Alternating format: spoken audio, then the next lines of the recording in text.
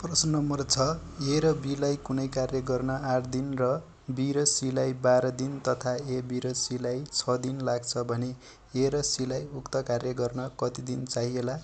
Option A 16 दिन, option be 8 दिन, option C 12 दिन, अप्सन डी 24 दिन। समय सुरु। राइट एन्सर कमेन्ट गर्नुहोला।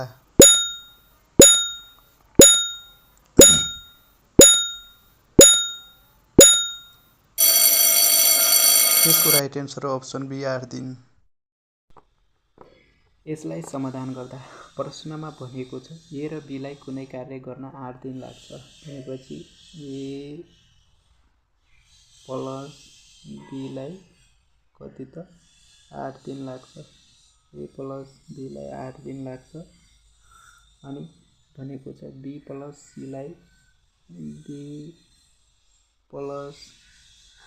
लाई कति दिन त 12 दिन भनेको छ र ए प्लस बी प्लस सी लाई कति दिन त 6 दिन भनेको छ। अब टोटल कार्य निकाल्नको लागि यो सबैको के गर्नु पर्यो? लसा निकाल्नु पर्यो।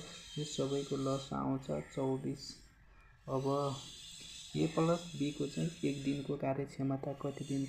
ए प्लस बी को एक दिनको कार्यक्षमता यो 24 लाई 8 ले भाग गर्दा 3, 8 के 24। बी प्लस सी को एक दिनको कार्यक्षमता 24 लाई 12 ले भाग गर्दा 2।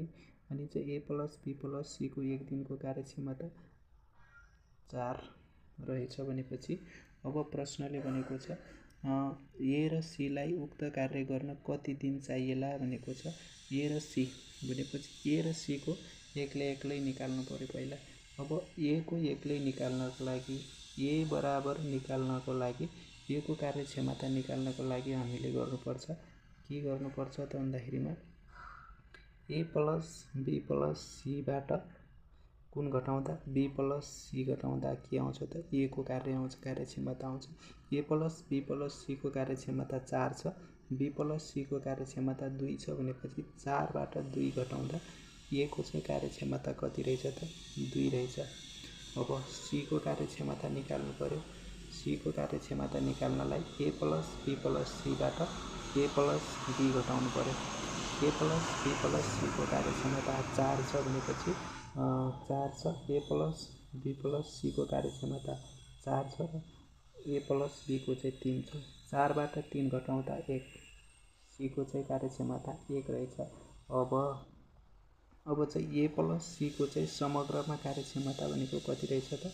ए प्लस सी बराबर कति रहेछ त? 3 रहेछ। ए प्लस सी को कार्यक्षमता 3 रहेछ। टोटल गर्नुपर्ने कार्य कति छ त? 24 छ। टोटल गर्नुपर्ने कार्यलाई 24 छ। ए प्लस सीले चाहिँ उक्त कार्य कति दिनमा सक्छन् भन्नेखेरिमा चाहिँ यो 3 ले चाहिँ 24 लाई भागा गर्नु पर्यो।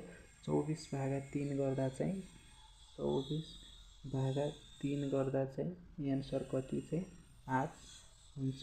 यसको राइट एन्सर चाहिँ 8 हुन्छ। धन्यवाद। यस्तै ट्रिकको लागि चाहिँ पेजलाई फलो र भिडियोलाई लाइक, सेयर र कमेन्ट गर्न नभुल्नुहोला।